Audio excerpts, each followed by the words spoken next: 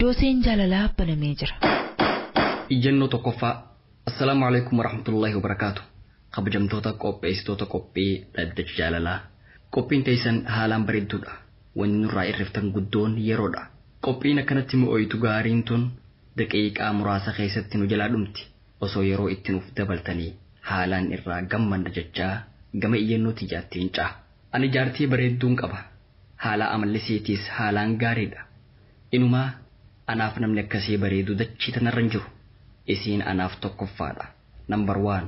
Ani umriidhaan isira xiqqaadha. Gaafa wal fuunu san ani waa'ee bultii hubannoo guddoo sin qabu. Wayita walitti dhufnu waan isii bira jiru naaf himte. Ati amma dura dubra birootiin walitti hidhaamtee beeytaa jettee na gaafatte. Anis lakkiin beekuun je'een. Isiin garuu akka dubrummaa hin qabne naaf himte. Dubrummaa dhabuun isii yeroo sanitti waan guddaa natti hin fakkaanne. Wayita sawwanni naaf mul'atte dubrummaa dhabuu isii qofa malee dhiira birootiin walitti ida'amuu isiitii miti. Akka hundattuu walitti dhufnee bultii jaarannee jiruu gammachuu eegalle. Eega nikaaha godhannee bultii eegalleen booda jaalalti teenya haalaan dabalte. Anis haalaan isii jaaladha. Isiin hangaan isii jaaladhu caalaan na jaalatti. Turtii waggoota muraasaa booda dubbiin naaf galaa dhufte. Dubrummaa dhabuu jechuun maal jechuu akka taate amma naaf galte. Eega yaaddoon tun sammuu tiyya keessa yaa'uu eegaltee hirriba nagaa hin arganne. Keessattuu wayita gama firaashaa deemnu bakkaan an jiru tana na dura nama birootii ture jechuudha je'itiniif gaafadha. Wayita kana yaaddoon jabdu natti buutee maraadhu na gooti. Akkaan isiif irraa gaggeessee dubra biroo hin laalanneefis namni hanga isii natti bareeduun jiru. Mee furmaanni kiyya maali? Karaa kamiiniin yaada hamaa kana if keessaa balleessuu danda'a? Gorsaa fi murtii ulamaa'ii obsaaniin eeggadha. Galatooma. هي زوجتي عنوانها عنواني. Fariyaa waan jettu qabdaa iyyannoo tanarratti. Iyyannoon kana fakkaatu amma duras dhiyaatee jira. Wanti guddaan ta'uu baadha. Isiin badii isii beeytee gama rabbii isii toobattee dhugaa jirtu yoo jaarsa isiitiif himte gahaadha natti fakkaata. Rabbiin nama toobateef ni araarama yoo tooba haqaa taate. Sah dhuga baanta. Anis waan inni itti da'uun qaba. Intala dubrummaa qabdu yoo barbaade argachuu danda'a. Garuu dubrummaan jaalalan taatu. Dhalaan gariin tanuma dubrummaa qabduutu jijjiirama. Iyyataan kun akka himetti jarri lameenuu akka wal jaalatan. Gama jaalalaa fi bultii keessatti rakkoon nu mudate ni jirti hin jenne. Inumaa hangaan isii jaaladhu caalaa isiitu na jaalata jedhe. Tun harkamnaan gahaadha. Isiin yoo isaaf amanamtuu taate innilleen yoo isiif amanamaa ta'e wanni guddaan kana. Nama meeqaatu jira ka dubrummaa wal fuudhee ganamaa fi galgala wal dararu. Hedduutu jira ka fitinaa walitti ta'e. Nuti hanganuma jenna. Waan hafte gama abbaa murtiitti si dabarsina. Hayyeetti fufu iyyannoo lammataa. Iyyannoon an harkaa qabu waanuma amma dura dhihaate fakkaata. Garuu xiqqoo adda. Dhiheessi akkasumatti waanuma addaa santu ummataaf faayidaa qabaachuu mala. Iyyannoo lammaffaa. Assalaamu alaykum wa rahmatullaahi wa barakaatu. Akkam jirtan qopheessitoota qophii dhaddacha jaalalaa. Qophii bareedduu nuuf dhiheessuu keessaniif guddoo isin galatoomfanna. Anis warra bultii jaaratee jiraachuu jiru irraa takka. Ani fi abbaan manaa kiyya bultii jaarannee kabajaaf jaalalaa wajji jiraachuu jirra. Garuu wanti jaalala keenya boreessu jiru guddaan tokko gama isaatiin argamee jira. Abbaan warraa kiyya maatii kiyya hin jaalatu. Yoo maatiin kiyya na bira dhufan fuula guura. Fuula gammachuutiin hin simatu. Wanti kun hedduu hamilee na cabse. Yeroo ammaa kanaan biyyarraa bahee biyya ormaatti dalagadha. Waan dalagadhee argadhurraa muraasa ummaatiyyaaf ergee isaafis erga. Inni telefoona natti dawwalee nama tokkollee hin gargaarin. Haadhateetiifis waan takka hin ergin. Ati eega jaartii tiyya taatee waan ansiin jedhu hundaa guututti parsantii 100% hojiirra oolchuu qabda. Waan hojjettu hundaa eeganaan mirattee booda waan ansiif heeyyame qofa hojjetta.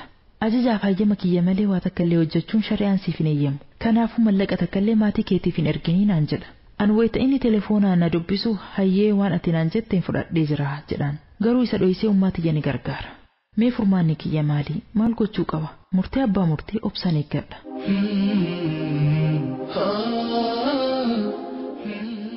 Hayyee yaanni kee maali Usmaan? Namni gariin nama dallansiisaa beeytaa? Garuu kaayyoon qophii tanaa dallansuu wal to'achiisuudha. Waan nama dallansiisu ta'us obsumatu barbaachisa. Mee wanni haadhaa olii maali? Dhiirti jaartiin adda bee jaartii biroo fuudha. Dubartiin jaarsaan adda baates ka birootti heerumuu dandeessi. Aayyoo kabajamtuu ulfaattuu mee maaliin jijjiiran? Wanni isiirraa bakka bu'u maali? Hin jiru. Hin jiru abadan haati haadhuma. Haati waan ittiin jijjiiran hin qabdu. Duba akkamitti haadhatee hin gargaarinii ja'an? Sanarraan mallaqa isiitu dalagee fida. Mallaqi isiin dalayduu irratti abbaa murtii tahee haadhatee hin gargaarin jedhaan. Obboleessa keenyaan sirriin jirtu dhaabbadhuu jennaan. Inumaa irratti gargaaruu qaba. Yoo isiin mallaqa ergiteef innis osoo itti ida'ee kenneef gaarii. Haati isii isaafis haadha. Akkasii maatii isii hundaaf kabajaa qabaachuu qaba. Kalaas dubbiin tun si dallansiisu jirti fakkaata. Gama abbaa murtiitti haa dabarsinu. Eessantu gaariidha. Gaafataan waan jiru intala takka fuudheetin jira. Dubrummaa hin qabu jettee na odeessite. Akkuma sanitti gaafsan hedduu keessa gadi hin xinxallinee fuudhe waan dubrummaa dhabuun taate hagas hunda naan galle boodarra natti dhagayamtee jagabaabinaan. Dubrummaa dhabuun boodarra seenaa guddaa itti argamsiiste. Yaaddoo guddaa keessa seene jechuudha. Gaaf duramaa galuufii dhabdee amma akkamitti galtee fi sangaa isumatu beeka. Talli takka dubrummaa yoo dhabde gaaf dura maaf waa itti fakkaachuu dhabe har'a maalii fi waan hamtuutti fakkaate gaaf duraa yookaan dubrummaa dhabuunis rakkinaa miti haraam hin qabu wanni kun jechuutti yaaduun isaanii mala booda haraaminaa waan kanaa yookaan dhaga'uun ni mala yookaan gaaf duraa laaftumatti ilaalee booda qaamni isaa jibbuun ni mala akkuma hundatuu gaafataan isatu beeka jenna. Gabaabinaan gaafiin isaa dubrummaa dhabuun isii kun na yaachise. Keessaa'uu yeroo gartee firaashaa yeroo hirribaafa akka malee dubbii tanarraa rakkadhee akkam ta'a jiru. Ayyuha al-ikhwa wal akhawaat wani rabbii guddaa subhaanahu wa ta'aalaa keeysatti hin sodaatin wani rabbii guddaa keeysatti walitti hin dhufin booddeen isii akkanuma sheena dhumti isii sheenama jechuudha. Jaalalli rabbiif hin ta'in akirri sheena fuuti rabbiif hin ta'in akirri sheena walitti dhufeenyi rabbiif hin ta'in booddeen isaa sheena. Yoo gaafa duraa yeroo itti dhufu san intala rabbii sodaattu tiifamtuu ta akkasii barbaada jedhee san barbaadatee fuudhee jiruun isaanii yoo musheenaa hin qabdu waan rabbi sodaataniin. Warri funyaan qaceelu wallaalee wal jala kute funyaantu akka aliifit dhaabbatanii bareeddi jee warri morma dheeraa laalee wal jala kute mormi hanga gaalaa dheerata jee akkasii jaalate jechuu booddeen isaanii sheena diin hin laallanne waan ta'eef kanaaf jiru akkanaa ta diiniin malee zaatuma wallaalanii wal jaalanne jedhanii waliif fiigan tanarraa namni islaamaa uf qusatuudha qaba. Fadfar bizaati diin tarbati yadaaka intala diinii qabdu san milkaawe san barbaadadhu yoo san hin ta'in harki kee lafatti hamaxxantu jedhe rasuul alayhi salaatu wassalaam. Nabiin keenya intala diiniitti nu qajeelche. Gabaabinaan waan jedhu obboleessa keenya kanaan yoo jaartiin teetun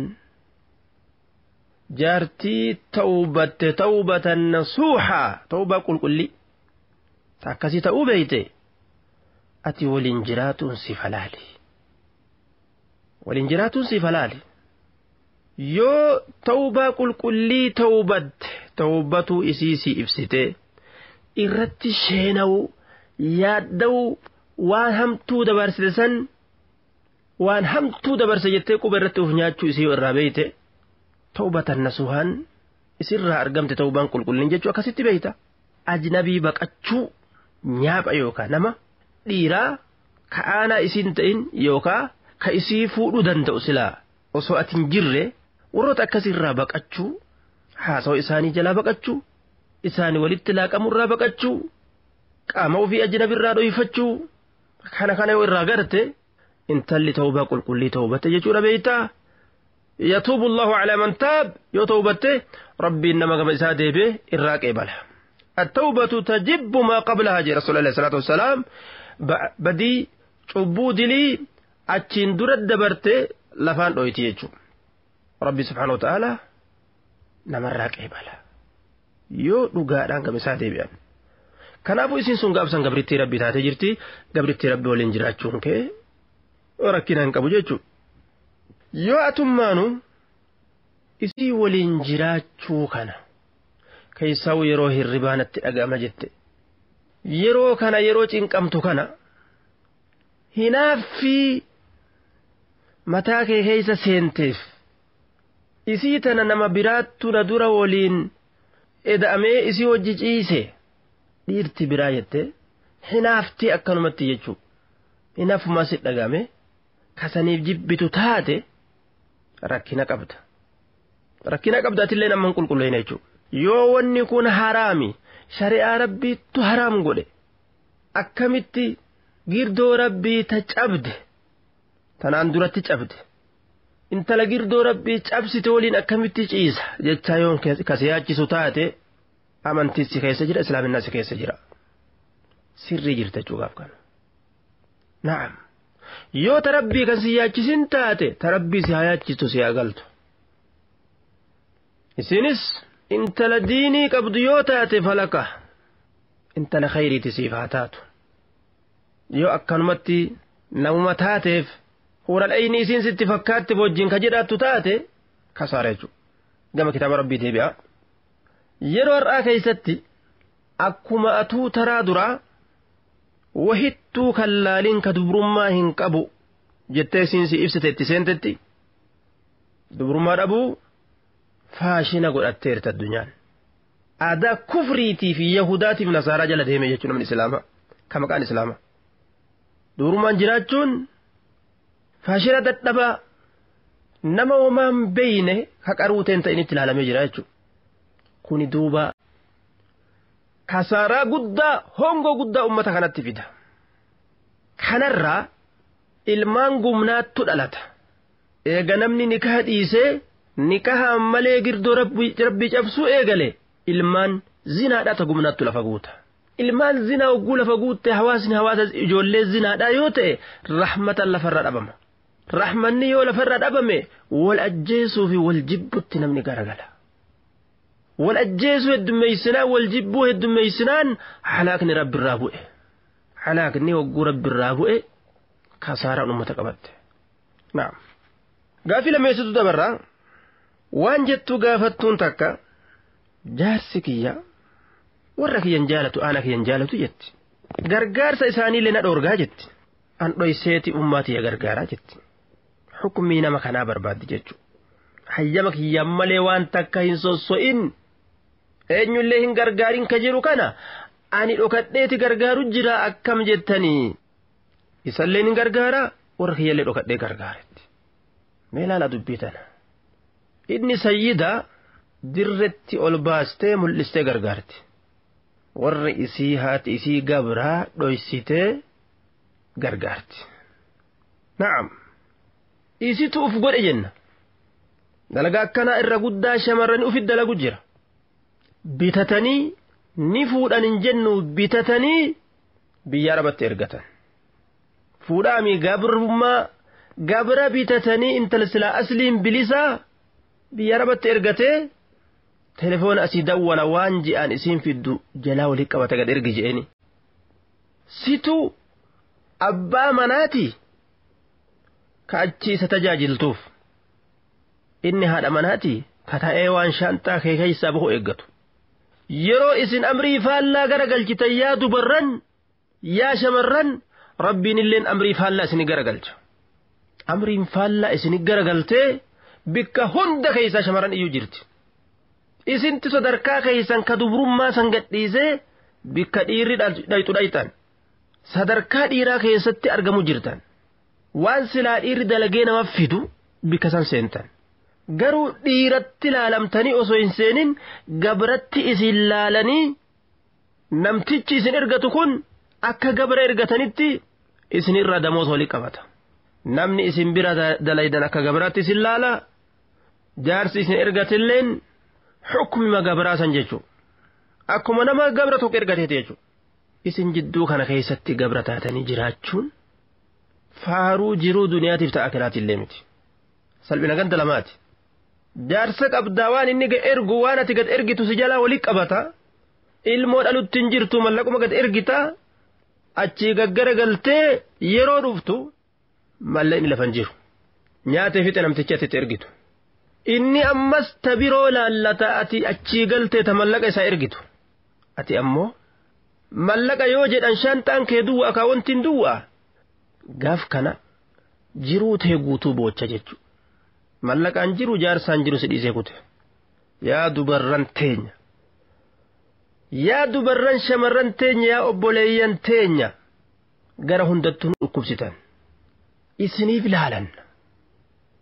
isiniif laalan haadha manaa ta'uudhaaf uf kurfeeysa abbaa manaa ta'uudhaaf hin fiigina bilisa ta'uudhaaf uf kurfeeysa gabra ta'uudhaaf uf hin kurfeeysina yeroon kee ka heerumaa yoo gahe heerumi hin didin yeroo akka foonitti kajeelamtu san hin didin yeroo akka foonitti kajeelamtu yeroo lafaa kaatu san diddee nin dalagadha jechuun biyya alaa deema jechuun yeroo namni sirraa baqatu san hin dhufne eegin jechuun naam waan jennuun duuba jaartiin hayyama jaarsaatiin malee waa dalaguu hin dandeeysu hayyama kiyyaa waa dalagi naam mari'adhu jedhan hayyamaan dalaguun mari'achuun bareeda garuu mariin kun marii khayrii muru ta'uun qabu ni mari'attaan ayyotii gargaara jettee akkana jettee shilingii takka ittiin erginsiin ja'a marii khasaaraa yoo taate marii khayrii irraa muruu tarahima muruu